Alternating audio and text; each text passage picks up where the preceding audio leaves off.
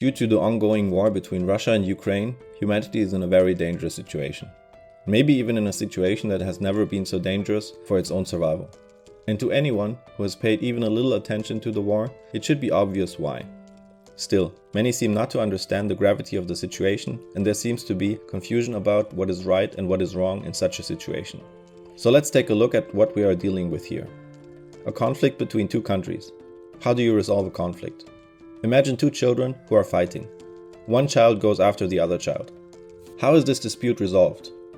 To end the argument, would you put a baseball bat in the hand of one child so that he can better defend himself against the bigger and stronger child?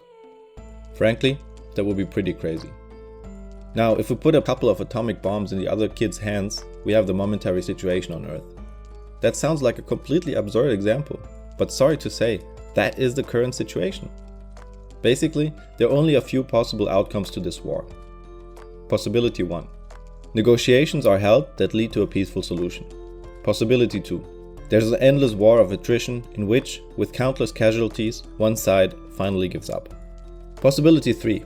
The third and probably most terrifying possibility would be a third world war in which millions, maybe even billions of people would die. Let's see how a third world war could look like.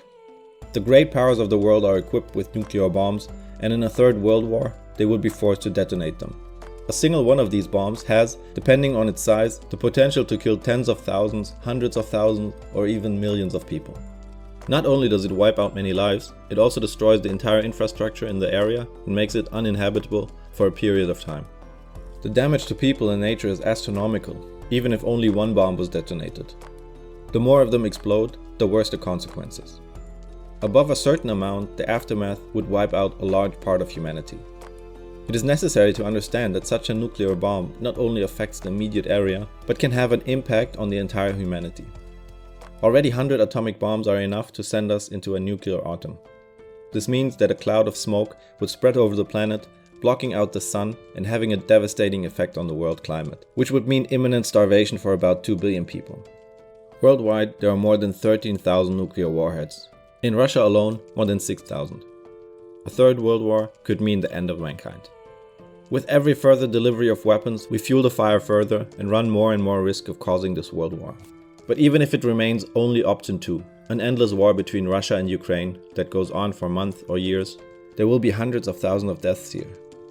When it comes to helping the Ukraine, does it make sense that our help is to give them weapons so that can happen?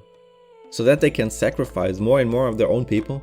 In that case, either Russia wins anyway, with a lot of casualties on both sides, or Russia loses, which would be playing with fire. What does the loss of a nuclear power look like? Who can really judge how far Putin would go? So how reasonable are these weapon deliveries? What would happen if Russia dropped a bomb on Germany? The consequences, not only for us, for the whole world, could be catastrophic. Humanly and logically, there remains only one sensible option. Option 1, a peaceful solution.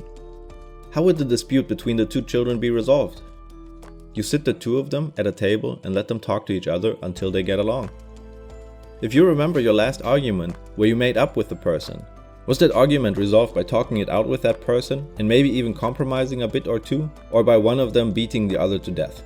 Without defending Putin, he is not Hitler. If Putin was as insane, humanity would already be lost. And I don't think he desires a war. A conflict is solved only by communication. And communication is possible. There would be a possibility to talk to him and find an agreement if you really wanted to.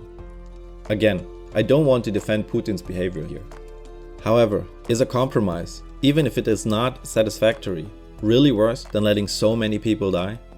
How many hours of negotiations would you attach to the value of a human's life? What about 10, 100, 1,000, or about 8 billion people? How many days, weeks, months, or years of negotiations is that worth? If you feel like I do, and you get sick trying to answer that question, then hopefully you understand why I say that supplying arms to Ukraine is not the solution to war. And if we really want to help the people of Ukraine, we should help them to communicate. War is madness. A war is something that has no winners.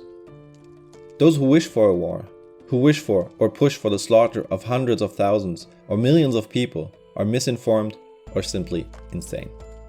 When we no longer have anything to eat because there is no longer an environment that can provide us with that food, when there is no longer an area worth to stay at, when our earth has become a place where our daily life has become a battle in which there are no winners, has it still been worthwhile to maintain this war by all means, simply out of principle? I know it is not easy, but each of us can do our part to end this war by actively working for peace and speaking out against further arms deliveries. This war affects all of us, and your help may save not only hundreds of thousands or millions of lives, but maybe even your own. Watch the video at the top to learn more about why wars happen in the first place. If you'd like to take more responsibility yourself, learn how in the video at the bottom. Subscribe to the channel and press the bell to not miss any videos in the future. If the video helped you, share it with others and leave me a like.